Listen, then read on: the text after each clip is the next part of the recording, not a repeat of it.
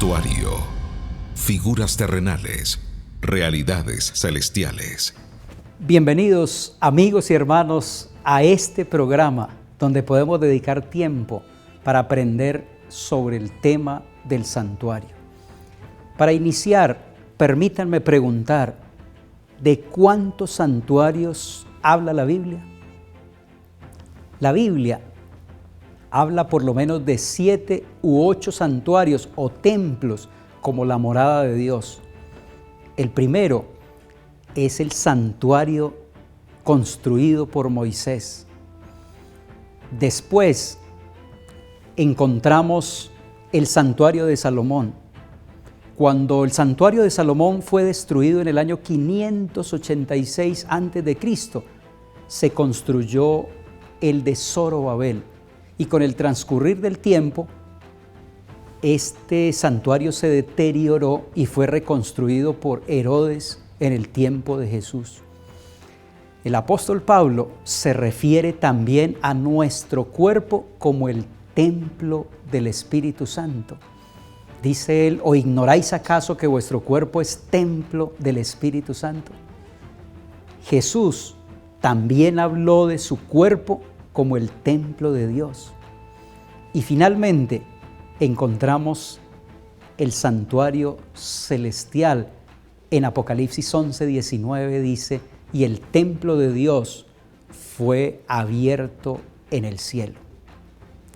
Les invito para que veamos algunas lecciones que podemos aprender de cada uno de esos santuarios o templos de Dios. Empecemos con el santuario de Moisés.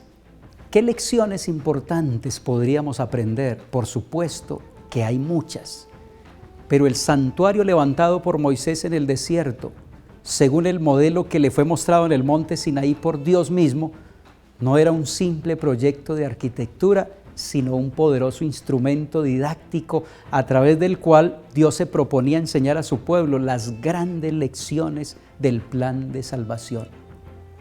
Una de las muchas lecciones que podemos aprender de este santuario del desierto es lo concerniente a la generosidad del pueblo para construir la morada del Señor.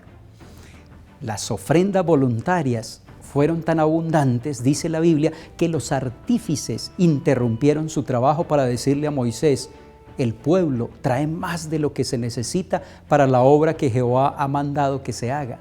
Entonces Moisés mandó pregonar por el campamento diciendo, ningún hombre ni mujer haga más para la ofrenda del santuario. Así se le impidió al pueblo ofrecer más, pues tenían material abundante para hacer toda la obra y sobraba. Comentando sobre el buen espíritu del pueblo de Dios, Elena de White reconoce que su devoción, su celo y liberalidad son un ejemplo digno de imitarse. Todos los que aman el culto de Dios y aprecian las bendiciones de su santa presencia mostrarán el mismo espíritu de sacrificio en la preparación de una casa donde Dios pueda reunirse con su pueblo. Desearán traer al Señor una ofrenda de lo mejor que posean. El segundo templo o santuario es el templo de Salomón, que podemos encontrarlo en Primero de Reyes, los capítulos 6 al 8. Por más de 400 años, la presencia de Dios se manifestó en el santuario de Moisés, hasta que fue sustituido por el templo de Salomón. El hijo del rey David no escatimó ningún esfuerzo y puso todo su empeño para enseñarnos que el lugar donde se adora a Dios debe ser siempre lo mejor. El rey Salomón contrató a 30,000 hombres que debían turnarse para conseguir materiales de los bosques del Líbano. También empleó 70,000 cargadores y 80,000 cortadores y supervisaban el trabajo 3,300 oficiales, dice la palabra de Dios en 2 de Crónicas 2, 1 y 2. Durante 7 años continuó este colosal trabajo hasta que se construyó un templo que era una de las maravillas del mundo. Si en los días de Salomón era apropiado esa enorme inversión de energía y riqueza para erigir un templo nacional para la adoración a Dios, ¿no debiéramos nosotros proveer lo mejor que esté de nuestra parte para los edificios de las iglesias donde adoramos hoy al Dios de la gloria? En la actualidad, muchos actúan como si el Creador del cielo y de la tierra, que hizo todo lo que es bello y hermoso en nuestro mundo, se agradara con ver levantada para Él una casa sin orden ni belleza. Algunos edifican para sí mismos casas grandes y cómodas, pero no quieren gastar demasiado en una casa que deben dedicar a Dios.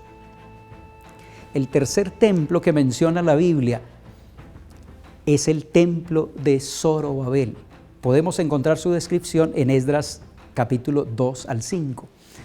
El majestuoso templo de Salomón fue destruido por los ejércitos de Babilonia en el año 586 a.C. Los que retornaron del cautiverio bajo el liderazgo de Zorobabel empezaron a poner los cimientos del segundo templo, que fue mucho más modesto que el anterior. Este se completó en el año 516-515 a.C., durante el reinado de Darío I el persa, contra toda la fiera oposición de los samaritanos. Dios, hablando por medio del profeta Ageo, señaló que la gloria de este templo sería mayor que la gloria del templo anterior, porque la grandeza de un templo no depende de su estructura, sino de que en él habite el Dios de la gloria.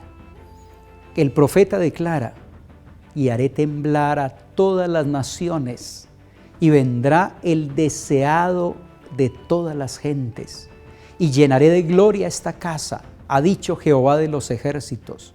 La gloria postrera de esta casa será mayor que la primera, ha dicho Jehová, y daré paz en este lugar, dice el Señor de los ejércitos.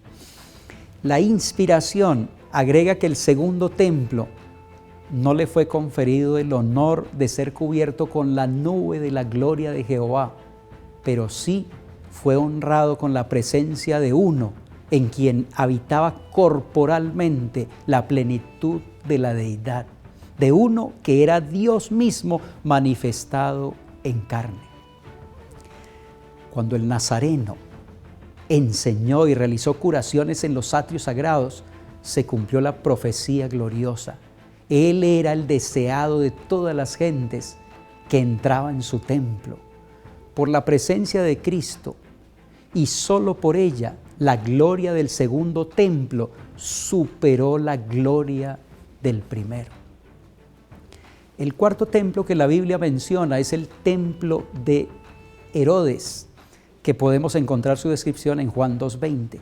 El templo de Zorobabel sirvió al culto divino por más de 500 años hasta que se deterioró y fue necesaria una remodelación. Aproximadamente en el año 19 o 20 a.C., Herodes el Grande emprendió una gran renovación y expansión del templo. Este fue prácticamente derribado y se construyó uno nuevo en su lugar. Este nuevo templo es señalado algunas veces como el templo de Herodes, pero generalmente se lo siguió llamando el segundo templo. Este fue el templo que visitó el joven Jesús cuando solo tenía 12 años y que posteriormente, cuando inició su ministerio, entró allí para purificarlo, puesto que se había convertido, según la Biblia, en una cueva de ladrones. Este templo nos enseña que la reverencia es un factor importante cuando adoramos a Dios en su santuario. La casa de Dios es profanada con frecuencia y el sábado es violado por los hijos de los observadores del sábado.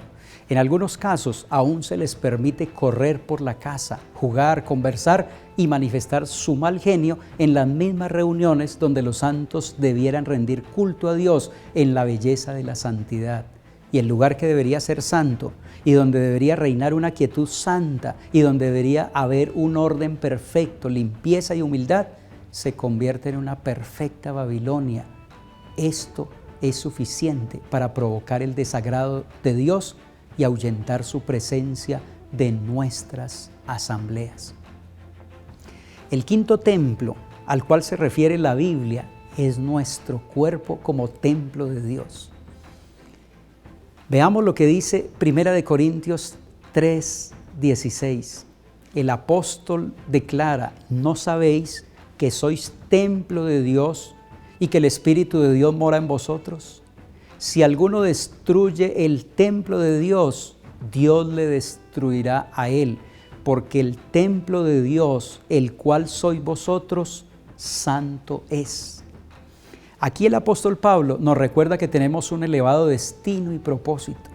Fuimos creados para ser morada de Dios y templo del Espíritu Santo. Así como el santuario fue dedicado íntegramente a Dios, de la misma manera el Señor desea que podamos consagrar a Él todo nuestro ser para que sea la morada del Espíritu Santo.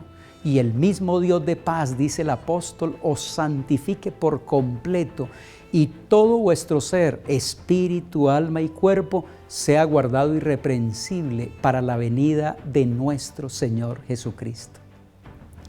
El sexto templo que la Biblia señala corresponde a la persona de Cristo Jesús y podríamos decir que es el templo por excelencia. Después de que Jesús purificó el templo de Jerusalén, los judíos le preguntaron: ¿qué señal nos das de tu autoridad para hacer esto?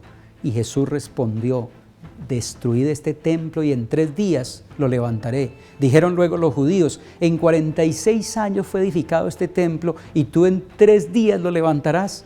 Mas él hablaba del templo de su cuerpo, dice Juan 2, 18 al 21. En este pasaje Jesús habla de su cuerpo como verdadero templo de Dios, que sería destruido por los judíos cuando le diesen muerte. No obstante, también se refiere a su gloriosa resurrección. El comentario bíblico explica que la analogía entre el templo literal y el cuerpo de Cristo no es tan lejana como podría parecer. El santuario y después el templo tuvieron el propósito de ser la morada terrenal de Dios allí por encima del propiciatorio. Así que por encima del propiciatorio aparecía el símbolo glorioso de la presencia permanente de Dios. Pero como ya lo hizo resaltar Juan, esa misma gloria divina moró en el tabernáculo de carne humana en la persona de nuestro Señor. Y finalmente, la Biblia habla del santuario celestial. El autor de los Hebreos dice que el verdadero santuario fue el que levantó el Señor y no el hombre, y que Cristo, después de su resurrección, ascendió allí para aplicar sus méritos en nuestro favor y posteriormente realizar el juicio investigador en beneficio de los santos. Apreciados hermanos y amigos, a través de todos estos santuarios y templos podemos aprender grandes lecciones que nos edifican espiritualmente.